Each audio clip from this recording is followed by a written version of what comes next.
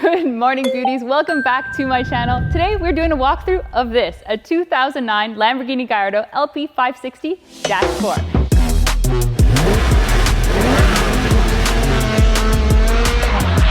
Okay guys, so this is Lucas's car. He bought this vehicle just a little over a year ago, and so I have had a heck of a lot of time in this car and driving this car as well. It is very different, but also very similar to the Huracan. Ready for the cold start?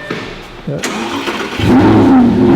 There's a few big differences. We'll go through that in a minute, but for all intents and purposes, it drives pretty darn close to the Huracan. It's comfortable. It does what you want it to when you want to do it, especially because it's all-wheel drive, so it is pretty predictable in the way that it drives, which is pretty cool. We both drive pretty well. He drives crazier than I do for sure. Actually, I take that back. If you guys think that I drive hard, you've got to see the way Lucas drives. Usually he's leading and I'm behind him and we're just driving together, but he is sometimes a little bit crazy. Well, we did the rally together, obviously, so insert footage here.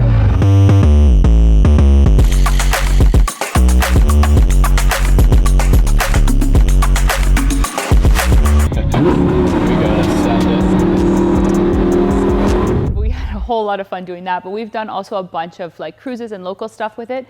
Most recently, we did a fall season closer cruise. It was like a 4-ish hour cruise day, and we were bombing around with these cars. We were just mobbing the cars around, and this front bumper had just been painted, and we didn't even think twice about it because we didn't have an opportunity to re-PPF the front bumper because we had to wait for it to set. Completely forgot about it. We just went nuts with the car. Oops. Needless to say, it needs to be repainted again. That is how destroyed this is. This is the paint. Which kind of sucks. We had a blast that day, so it was kind of worth it. It was part of the reason that the Huracan is as rough as it is directly after rewrapping it. But the roads that we ended up on were just pure gravel. It was pretty messed up, but we had a blast that day. There was probably 40 or 50 supercars on that cruise, and we were one of like the front cars, as we usually are. We drive out of our cars, guys. This thing also just rolled 100,000 kilometers this year, which is pretty cool. You don't see Lambos in general with that kind of mileage, but especially not the Gallardo. This is a single clutch vehicle. The Huracan is dual clutch. You can drive it like a regular car. Even in paddles, it is super, super easy to drive. You don't have to think about it. This, when you start it, you have to wait for it to beep 5 times to prime the E-gear before you start it up. It's not as forgiving in terms of like driving it, depending on how you drive it and how well you know the E-gear, you have to actually redo the clutch on these things every 20 to 40,000 kilometers, which is pretty huge. That's not a thing in the Huracan. So that's a massive, massive difference between this car and the Huracan. Styling wise, mods wise, I guess, it's pretty well as stock as it gets. No suspension yet.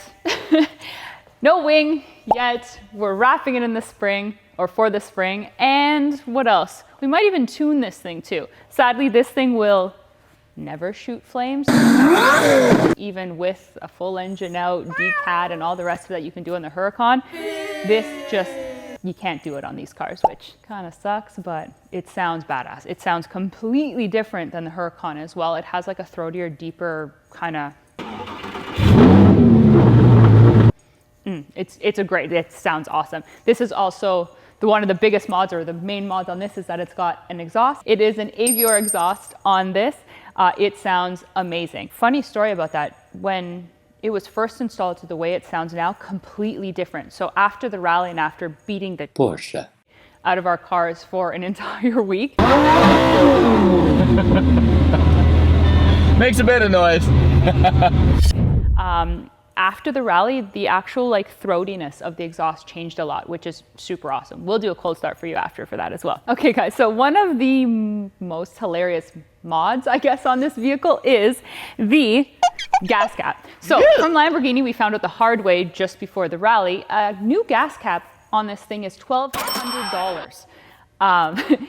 We didn't have time to order one, first and foremost, but also $1,200, guys. So Lucas's solution was a 10-cent fix. Look at how perfect this is. It's a paint cap, fits perfectly. Dude, saved $1,200 at Lamborghini. This is a paint cap. And that is what he uses for a gas cap now. So All right, so is an '09 Gallardo in 2023 worth it? Well, we did a rally this past summer, a spade rally. It was 6 days, 5 nights of the craziest driving we've ever done. We were in the car for at least 8 hours a day. We did twisties, different elevations. We did Tail of the Dragon in this thing. And we were literally competing. Well, it shouldn't have been a competition, but it was totally competing with some of the craziest supercars on the road right now. There were McLarens, Lambos, Porsches, Ferraris, everything was there. And this thing, it outperformed actually most of the cars, and we literally just mobbed these things. It had no issues, nothing at all, with the exception of a couple of like minor E-gear overheating issues at like some stoplights through the city and a couple of like more trafficy areas. This thing performed outrageously good. If you guys like content like this, like and subscribe to my channel. Let me know what else you guys want to see, whether it be about this car, my car, lifestyle, any of that stuff. Let me know. I mean, it's not like we were expecting any incidences. We had the best time in this car and we had no problems. There was a whole bunch of McLarens that had issues and didn't even make it through day one of the rally. There were a lot of Porsches that had issues, mostly hitting things. I think the Ferraris were mostly okay. Mostly, who knows, they probably were driving at like 25% of the capacity anyway, let's be honest. But the Lambos, we drove the shit out of these things, and this thing held up with no issues. It was awesome. Another reason that this thing probably performs as well as it does, besides Lucas being an awesome driver, is the tire setup. The car can only be as good as the tires in the tire setup. All of our cars, we run the Michelin PS4Ss on it. They are the best. I've driven on different tires before and they pale in comparison to these. So worth mentioning, we are Michelin snobs. Before the Michelins, Lucas was actually running Pirellis and was convinced that they were the best tires until he switched to these, and they're the best. It makes such a huge difference when we're talking tires. For the first time ever, Lucas's car is actually cleaner than mine. It never happens. This is literally the first time I've ever seen it in better shape than the Huracan. He takes absolute... What do you rate it out of 10? Terrible care of this thing. It's usually pretty filthy, but it's actually impressively clean this time around. You should check out the interior. I bet you any money that the interior is a disaster. But in terms of the actual outside of it right now, it's pretty good. He definitely spends more time driving the Porsche of it than spending time washing it, that's for sure. So one unfortunate thing with this car is we actually got a stone chip and it cracked the windshield. I don't know how well you guys can see that on camera, but bad day.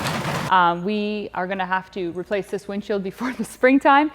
We don't exactly know what it's gonna cost yet, but we'll keep you guys posted on what is involved in changing this windshield and how much it's gonna hurt. So, this is a single stage clutch. It's known as the E-gear with Lamborghini. It is pretty cool to drive, pretty different than anything else on the road these days, except when you have to replace the clutch. And that's done every roughly, depending on how you drive and how hard you drive it and how well you know the clutch and how well you know how to take care of the thing, every 20 to 40,000 kilometers. So it's pretty frequent. This has actually been doing pretty good. Lucas bought this car back in the end of last season in September, and it was just a few thousand kilometers after he bought it that he ended up having to redo the clutch. Please, no! It's not cheap, unfortunately. It was $12,000 to redo the clutch on this car, and it involves a lot. No! The reason the E-gear feels so different from most modern clutches today, which is a dual stage clutch, is because it's literally when you're on it, and when you're off, you're off. If you've driven an E-gear or a single stage versus a dual stage clutch, you'll notice that if you let off the brakes on this at a stop, it doesn't do anything. Modern cars will start to roll up slowly. So that's really, really interesting. It takes a little bit of getting used to, especially because I'm so used to driving a dual stage clutch, and this took me a little bit to get used to. So a lot of people think that driving this car in sport mode or in comfort mode and more softly and more gentle is better. It's actually the complete opposite for a single stage clutch. This thing performs the best in terms of longevity on the clutch in Corsa. Reason being is that it's the quickest time that there's actually contact to the clutch. So in Corsa, those slaps and that the car feels like it's driving more aggressive, it is because it engages and disengages from the clutch as quickly as possible. When you're in comfort, it feels soft because the engagement on the clutch is a lot longer. Same thing with sport, which actually wears down the clutch a lot faster. go. So that's why people who don't know how to drive an e-gear or a single stage clutch, their clutches last like half of the time that they should or could last if you're driving this thing the way it was meant to be driven, which is in Corsa, which is the way the Lucas drives it, which is why it looks like this. Sadly, this car had the option of coming with carbon ceramics too. Also kind of rare option, but this also has steel brakes. Yuck! Guys, what the heck? They look pretty cool, like in terms of the styling and stuff, they did a great job with it. They're not carbons. This is actually probably the cleanest I've ever seen these wheels and this car in general. I'm really impressed right now, guys. The calipers actually match also the interior, just like on my car. We can take a look at the interior too. It looks completely different from the Huracan. So that is one, oh, there she goes, she's awake. So that noise you guys just heard is actually the e-gear pump just priming up. And again, when we start the car, actually, if you guys have ever had a Jetta, it's the same key pretty well, guys. Similar to the Huracan, the stitching is the same as the calipers, just like in my car. There's yellow on pretty much everything, so very similar styling cues. Now, the interior looks completely different, as you can see from the Huracan, although there have been a few upgrades. A gentleman who goes by the name Upgrade. Like the Kenwood touchscreen, which is pretty cool. So this actually has CarPlay and all of the rest of the stuff that no other cars have. That was always introduced in 2018. So an 09 has CarPlay, which is pretty cool. There's a few deficiencies on this, like this broken door handle that we've got to get sorted out before this spring. It drives me mental. But other than that, the interior is beautiful, like the styling cues and stuff. I think they're pretty timeless, and I love it. The window switches, however, are confusing as hell. So with most of them, you would think that you would push, is it down or up? So everything on this interior is literally completely leather wrapped, with the exception of the visors and at one point the steering wheel. It has since gone shiny and smooth. I don't know whether there's any life that we can bring back into that, but it used to be an Alcantara steering wheel. Okay, so in terms of attention and the way this thing performs, like you can get a Lambo these days or another V10 these days for 300-400 grand, or you can get something like this for half of that, and it still performs just as well. We proved it on the rally, and it still literally gets just as much attention as any other Lamborghini on the road. It is wild. This thing gets an obscene amount of attention, and it's black. It's not like an annoying flashy color like the Huracan. People know what it is instantly. Kids know what it is instantly, my favorite thing.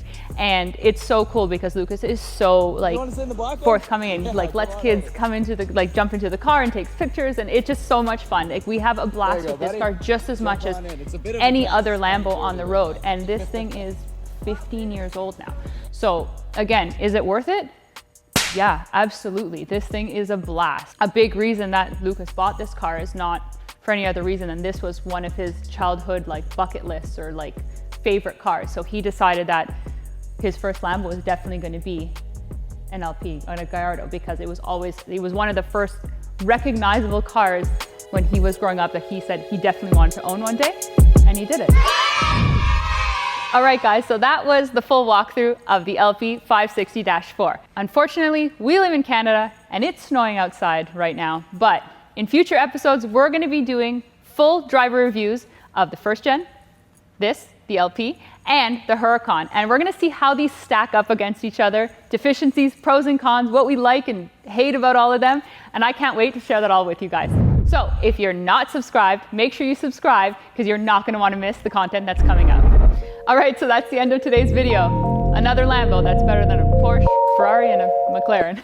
Have a good one, guys. Thanks for watching.